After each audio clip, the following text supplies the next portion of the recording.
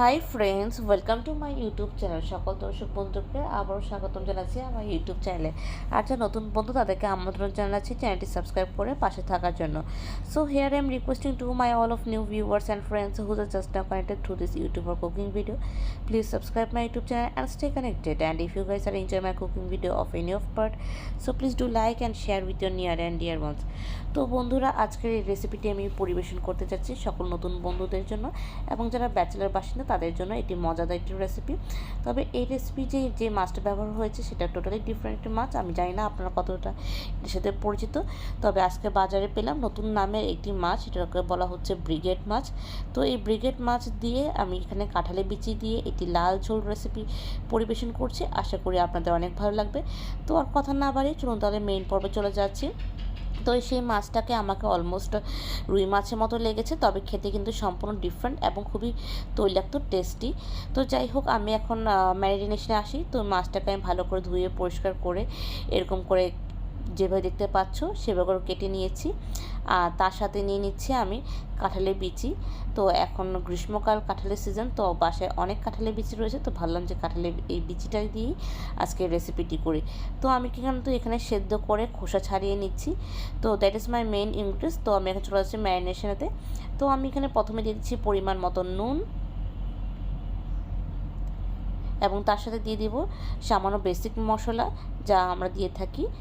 দিয়ে দিচ্ছি সামান্য হলুদের গুঁড়ো এবং সামান্য লাল মরিচের গুঁড়ো, দিয়ে দিচ্ছি সাদা তেল,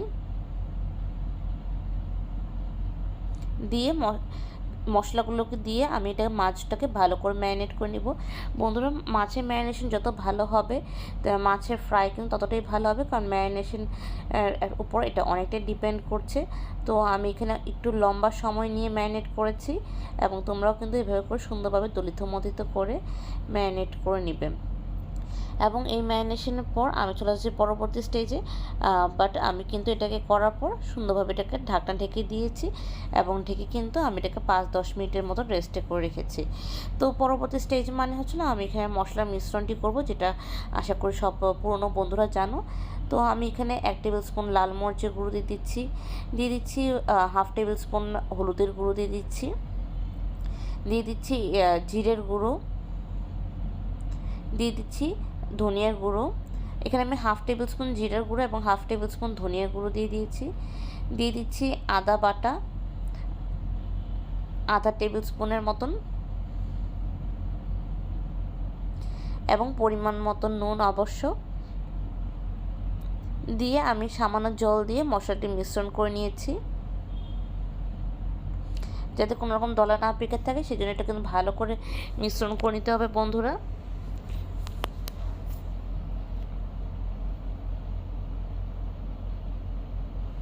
তো এরপর চলে যাচ্ছে পরবর্তী স্টেজে, আমি যেটা বলেছিলাম।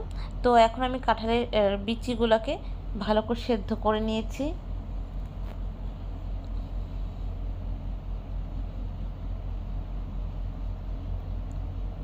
এখন চলে যাচ্ছে পরবর্তী স্টেজে। আমি এখানে ফ্রাই প্যানে পরিমাণ মতো তেল দিয়ে আমি তেলটাকে ভালো করে গরম করে নিব। বন্ধুরা, আগে কিন্তু তেলটি দিয়ে ভালো করে গরম করতে হয়, আগে কড়াইটি ভালো করে গরম করতে হয়, তারপর তেল দিয়ে যখন দেখব ধোয়া আসছে তখন কিন্তু আঁচটা কমিয়ে দিতে হবে এবং সামান্য নুন ছিটা দিতে হবে। কেন আমি নুন ছিটে দিয়েছি সেটা আমি অনেকবার বলেছি, আবারও বলছি, এতে মাছটা ভালো করে ভাজা হয় এবং স্কিনটা কোনোভাবে কড়াই বা ফ্রাই প্যানে লেগে থাকে না। তো এটার থেকে একটা ভালো উপক্রম পাওয়া যায়। তো এখন ম্যারিনেট করে রাখা মাছগুলোকে আমি এখানে খুন্তির সাহায্যে 1 বাই 1 করে সেট আপ করেছি, কারণ অনেক সময় দেখা যায় যে তেলের মধ্যে যখন মাছটা ছাড়ি তখন তেলে ছিটে আসতে পারে। তো নতুন রাঁধুনিরা তোমরা এভাবে করে ফলো করতে পারো।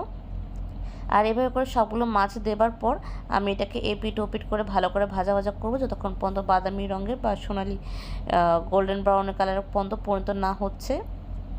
তো এক সাইড ভালো করে ভাজা হয়ে গেলে আমি এটাকে আবার ফ্লিপ করে দিব এবং বোথ সাইড এবং লেফট অ্যান্ড রাইট দোনো সব দিকে যখন ভাজা হয়ে যাবে তখন এগুলোকে আমি এখন অন্যটি পাত্রে ট্রান্সফার করে নিব। তো মোটমাট এখানে আমার 5 থেকে 6 মিনিট লেগেছে মাছগুলোকে ভালো করে ভাজা করার জন্য। নাম মাছে যেরকমই হোক না কেন বন্ধু, রান্না করার পর কিন্তু সেটা টেস্ট কিন্তু অনেক ছিল, এবং এটা অনেকটা কাঁটাবিহীন টাইপ অফ ছিল। রুই মাছের থেকেও কম কাটা আমার কাছে লেগেছে। তো আশা করি তোমরাও বাজারে এই মাছটা খুঁজবে এবং এভাবে করে খেয়ে দেখবে। এবং এই মাছটা কিন্তু অনেক বড়, তবে এটা কিন্তু সামুদ্রিক মাছ না, এটা নদীরই মাছ। আজকে এই রেসিপিটি এডিট করার আগে আমি আবার অনলাইনে সার্চ করলাম যে এটাকে অ্যাকচুয়ালি কী মাছ বলা হয়। তো দেখলাম যে না, মাছওয়ালা যে আমাকে ব্রিগেড মাছ বলেছিল এটা কিন্তু সেম। তো যাই হোক, কথায় অনেক কথা বাড়ে, এখন চলে যাচ্ছি পরবর্তী স্টেজে।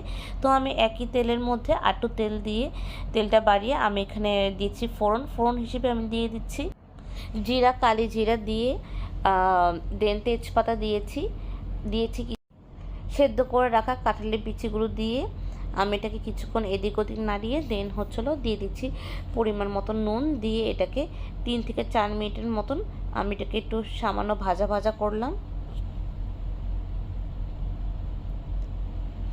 এভাবে ভাজা করার পর যখন এটি হালকা বাদামি বর্ণের কালারে পরিণত হয়ে গিয়েছে বন্ধুরা, তখন আমি কিন্তু চলে যাচ্ছি পরবর্তী স্টেজে।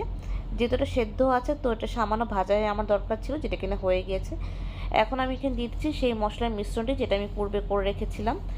তো এভাবে করে মশলাটি কষাতে থাকবো, কিন্তু তার সাথে কিন্তু আর যেই মশলাটি রয়ে গিয়েছে সেটা কিন্তু আমি সামান্য জল দিয়ে পরবর্তীতে আমি অ্যাড করব। তো যখন মশলাটি ভালো করে কষে যাবে, মিশে তেল আর মশলা আলাদা হয়ে যাবে, তখনই আমরা বুঝে থাকি যে মশলাটা ভালো করে কুক হয়েছে, যেভাবে তোমাদেরকে এখন চিত্রে দেখানো হচ্ছে। এই সময় আমি হালকা গরম জল দিচ্ছি। আর সবসময় কিন্তু তোমরা গরম জল ব্যবহার করবে, কারণ এতে কিন্তু টেস্টটা খুব ভালো আসে। ঠান্ডা জল দিলে কিন্তু এটা পানসা বা প্যান্টা টাইপ অফ লাগে, যেটা কিন্তু মোটেও ভালো লাগে না। তো সবসময় গরম বা একটু হালকা কুসুম গরম জল ব্যবহার করবে। তোমরা দেখতে পাচ্ছ আমি কিন্তু একদিকে মাছ রান্না করছি, আর এদিকে কিন্তু একটু গরম জল বসিয়ে দিয়েছি, এবং যখন আমার ঝোলের দরকার হচ্ছে তখন আমি ওখান থেকে দিয়ে দিচ্ছি। তো এভাবে করে আমি 4 থেকে 5 মিনিটের মতন আমি মশলাটি ভালো করে কষাতে থাকবো।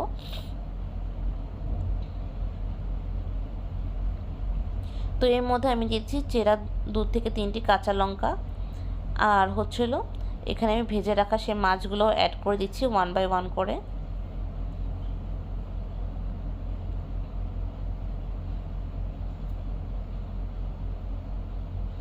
মাছ ভাজার সময় যে তেলটি উঠে গিয়েছিল সেই তেলটি দিয়ে দিলাম, দিয়ে এটাকে আরও আমি এখানে 4 থেকে 5 মিনিটের মতন কুক করে নিচ্ছি। জাস্ট ঝোলটা ভালো করে যাতে মাছের মধ্যে পেনিট্রেট হয়ে যায় তার অপেক্ষা রয়েছি। এখন আমি ঢাকনার দিকে দিচ্ছি সেই 4 থেকে 5 মিনিটের জন্য। যখন দেখব এরকম বলক আসা শুরু হচ্ছে, তখন আমি এটাকে ঢাকনাটা সরিয়ে দিব আর এপিট ওপিট করে কিছুটা নাড়িয়ে নিব। তো বন্ধুরা, এখন আমি বলতে পারি আমার এই ব্রিগেড মাছের লাল ঝোল কারির রেসিপি একদমই ফাইনালি রেডি। আর তোমরা দেখতে পাচ্ছ সেটা তোমাদের সামনে একদম গরম গরম পরিবেশন করা হচ্ছে। এটা দেখতে যতটা লোভনীয়, খেতে তার থেকেও বেশি দুর্দান্ত হয়েছে, এবং গরম ভাতের সাথে এটা খেতে একদম সেরা লেগেছে। রুই মাছ কি কাতলা মাছ কি, আমার তো ব্রিগেড মাছের ঝোল খেয়ে খুবই ভালো লেগেছে। তো বন্ধুরা, আশা করি তোমাদের এই রেসিপিটি কম বেশি ভালো লেগেছে, এবং ভিডিওটি লাইক করতে অবশ্যই ভুলবে না, কারণ তোমাদের প্রতিটি লাইক আমাদের ভিডিওর রিচ বাড়াতে অনেক সহযোগিতা করে, যেভাবে করে তোমরা শুরু থেকে আমাদের সাথে সহযোগিতা করছো। তো আজকে এই রেসিপিটি এখানেই রইলো, আবার দেখা হবে অন্য একটা রেসিপি নিয়ে, অন্যরকম কথোপকথন নিয়ে। ততক্ষণ পর্যন্ত তোমরা সবাই ভালো থাকো, সুস্থ থাকো, এই কামনা করি। টাটা, বাবাই, অ্যান্ড টেক কেয়ার।